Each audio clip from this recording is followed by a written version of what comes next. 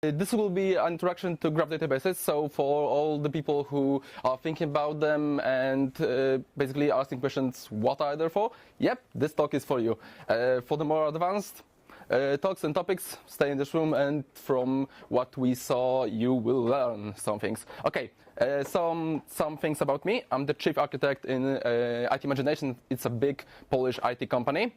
There I'm help in running one of the biggest .NET projects in Poland. After hours, I basically dig into data, so basically, yeah, Neo4j is for this, and making sense of it, and also distributed systems. And I'm also running a pet project called Cookie.pl. It's a contextual search engine for cooking recipes, and we will look at it later. Okay, so graphs. What are graphs? This is a graph. It's a bit lonely graph. It's a single node, but still, it is a graph. So let's make it a bit more interesting. Let's add a friend. And if we are adding a friend, we are adding a relationship. As simple as this graph is, it's way useful because this is basically Facebook. I know you, you know me. Yeah, that's it. And if we like to spice things a bit, we can add a direction to this relationship. And this actually is Twitter. If I am observing you, you are not necessarily observing me. So, as stalker relationship, don't do it. Next, this is we are adding the weight to the relationship. So this is basically the most common thing that people are thinking when they're thinking graphs. So basically cities, roads, and roads also have direction. Next, let's get a bit funky. So if we allow for two nodes to have multiple relationships of the same type between them, we get a multi-relation graph. While they are funky, they basically don't have that much of a use, and they can, in most cases, be implemented by this, just basically counting the edges. Let's go next. Next, we have a labeled graph. So basically, we are able to add labels to nodes and relationships. It's kind of useful. There are some implementation, but the best graph and most practical is the property graph. So we are able to add labels and basically any metadata connected to the nodes and the edges. And one question, does this remind anyone of something? And if I do this, I add one to many, many to one, and so on. And if I do this, no, there won't be any treats. Basically, when I was starting to read it, this is how we draw relational databases. So there's a guy standing in funny pants saying to you that basically we have graph databases, but we have relations, that relations are in the relational databases, and we have relations in graphs. So what's up? To understand why relational databases are completely not similar to graph databases, let's go a bit into history, because history is fun. Basically, relational databases started in 1970 by Mr. Edgar Cott, who wrote a paper. It had some pages, and to best understand why did it gain so much traction that basically relational databases are everywhere now, let's see what else happened in the 1970s. Well, RAM got actually quite cheap, because for $700 we could get 1 megabyte, and for those young people in here, megabyte is the lesser of gigabyte. Yeah. And it got cheap because 2 years earlier it was about 2,500. Next, IBM released its first dishwasher with 100 megabytes of disk space. When I'm saying dishwasher, it's basically because it looks like a dishwasher. It's here. So, and it has also one common thing with a dishwasher, the access time and the read time. In the specs, they are actually down to the bytes, how fast you can transfer it, and it's like 1 megabyte, 0.00 something. So yeah, it was slow. Next, Intel releases its 8-bit processor, so we can play Mario, and we have almost 800 kilohertz. It's again gigahertz, megahertz, kilohertz. Yeah, it was slow. And 3 years later, we have 16 bits and 1 megabyte of memory. So yeah, things just got awesome. Next, Oracle, of course, implements the implements the relational database paper, and we have our relational database. And Apple releases its first and only non-white computer. Next, we have the absolute grandfather of almost every processor you have in your notebooks or PCs or anything, the Intel 8086, and we have a massive whopping up to 10 megahertz of processing power. So yeah, this is the relational database history. Let's now, in contrast, look how the graph one looks. First, in 1736, it's the graph problem by Mr. Euler, and this history has kings and queens and so on, but basically we all agree that it's the beginning of graphs in mathematics. Next, map coloring problem, and we'll get back to it in some time because it correlates with computer history. Next, if we are talking about math and we want to be serious, we should have a book. So in 1936 we have a book, and then it's the official moment that graph theory in mathematics officially starts. Next, map coloring problem is partly solved. Well, why partly? Because basically the proof said, yeah, we are right, we can color every map using four colors, but basically there are about 20,000 maps that should be processed manually to actually prove that they can't be colored with less than 3 colors. And because we didn't have enough crayons and we are lazy, we had to wait 30 years for actually solving it, and we actually solved it using a computer, of course.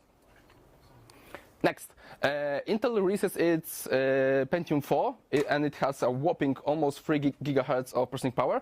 And another question, does anyone remember, or is old enough like me, to know which part of the PC also evolved quite rapidly thanks to the Intel 4? The radiator.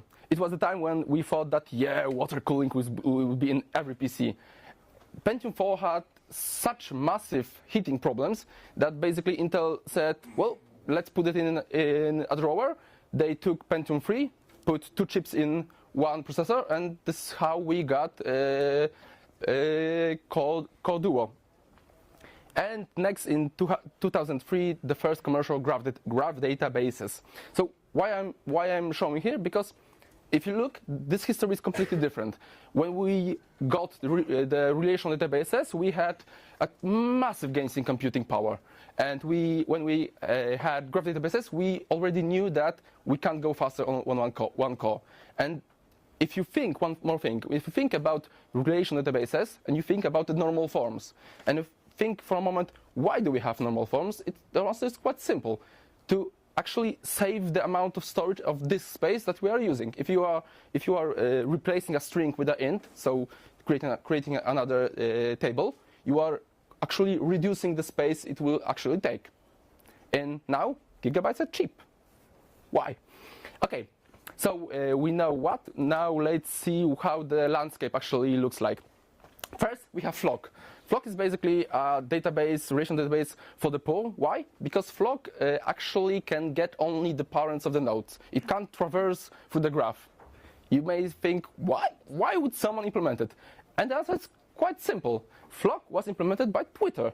And Twitter has a use case that if you tweet something, it gets all people following you and moves that tweet to your Twitter feed. And that's all. So it actually shows that many graph databases are implemented in some specific problem in mind. If you will use them in the specific problem, they are awesome. They are, in most cases, not a general purpose databases as we made relational databases through 50 years. Next, Microsoft Trinity project, it's then been called Microsoft Graph, then it was, I think, killed. Yeah, but basically the idea behind it is like Microsoft has Azure, so they thought, let's process massive graphs in Azure. So what they did is basically created a graph engine that only sends messages, basically. So they abstracted, in a way, created a virtual actor for graphs. And so yeah, it was created with Azure in mind. Next, Titan. Now it's been replaced with Julius, and it's a graph engine that basically you can swap storage engines, and it can combine a lot of things. Next, OrientDB. If you don't know what to use, OrientDB basically has relational capabilities, graph capabilities, key value store capabilities, and everything you can imagine. Yeah, people are using it. Next, Affinity Index. One is for IoT and low latency. The other is for mobile devices. If you have a case that you actually want to calculate graphs on a mobile devices, why not? Next, Neo4j, and it's without no reason that it's in the top right corner. We'll be seeing a lot of Neo even in the stock later, so I won't concentrate on it. Next, Allegro Graph and HypergroupDB. Those databases are being developed in one use case in mind, basically graph storage, knowledge storage, and basically going through knowledge. Okay, let's go further. Usage. This is the Amazon page, and you can't see it, but yeah, basically when you go to Amazon, you can see that Amazon basically doesn't show you similar books. They show you books that people frequently bought together, and so on, so on. So how does Amazon do it? This is my guess. So quite simple. Let's take one person. He goes into Amazon, browses a bit, and buys something. Let's take another person, and another. So basically, what you see is when you think in a graph way, those are pages, and so also products, you actually can see the patterns in data. Some nodes and some edges that just are thicker and light up as a Christmas tree. So what do we see from here? Basically, if anyone enters this node, we should be showing this node, because people aren't buying as often this node, but from this node going to this node. So they in some way may be similar, that we can't know precisely, but yeah, this is our buying path. Let's go in a similar use case, of course, also connected with money laundering. If you have €1 million, you can't actually buy a house, buy a Porsche, and so on, because the IRS will come and ask you some simple question: where did you get the money? And then you will be sad. Yeah. So basically, what you do is give this money to a lot of people, and basically they go through the chain of restaurants and so on. And this is exactly the same as was done in the Panama Papers. How they did it? They just inputted each invoice at a time, basically who paid who and how much. And after some time, they started seeing some relationships, and thanks to this, they were able to see a really stupid face of a Prime Minister of Iceland when he was asked what are his connections with some foreign offshore company. Yeah. My computer's attacking me, so sorry. Some technical problems, sorry. Okay, let's go further. NLP, and this is an oversimplification, I know, but stay with me.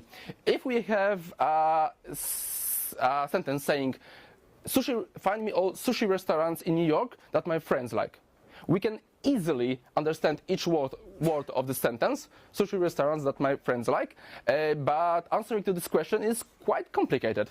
Well, it is not, because if you graph this, basically get me, my friends, basically I don't have that many, but yeah, let's say, get a node of location New York, get the type of the cuisine.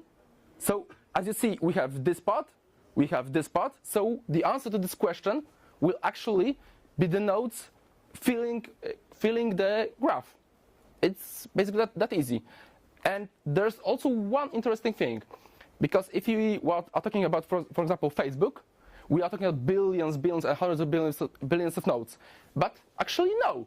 In each query, in each part of this query, we actually triggered each node and its children. So it's fast. Yeah. Next, knowledge graphs. So basically, New York Times had this case that they have a huge knowledge graph, because if you write any article, you want to have contextual, actual news, actual data. So if you take Apple can be a fruit, can be Apple Inc., can be some films. There are even a Star Trek episode. Yeah, there's also Apple Records. That's the Beatles. A Russian party is nicknamed Apple. So there are a lot of it. And if you look at those types of data in a relational model, so basically you have the apple. It's one apple. Then you label each type, and according to each label, you look at the different relationships. You can do really awesome stuff like knowledge graphs from Google. You see Euler, and Euler has some fields like born, died, education, and influenced. And basically, influence is a field you wouldn't normally put on a person, but someone may argue that, yeah, it's for famous people and so on, so you have the field influence. But then again, you have Spock, and Spock has a field species and with a value of Vulcan, and this value is a link. So with graph databases, when you are adding knowledge, you are not changing. You are adding knowledge, and this knowledge influences your database. You don't have to think ahead of your structure, your tables, relationships, because if you do it, you won't have Spock. Next, performance. In short theory, basically, what are you doing if you are implementing a relational database in a hierarchical structure in a relational database? You have a, let's say, table persons, which is quite long, has many columns, and you have table person-child. And the problem with person-child is that it's quite narrow because it has ID, parent ID, child ID. And what you are doing when you are asking a relational graph question is basically you are taking one ID and matching with this huge table with parent-child. Then you have some IDs, like 5, 10, and then again, once again, you are matching it with this huge table. You get the point. It's not the best way to do it. In graph databases, you actually store the IDs at the node. So getting the node, you actually have the IDs, so you don't have to process it individually and do this join all the time.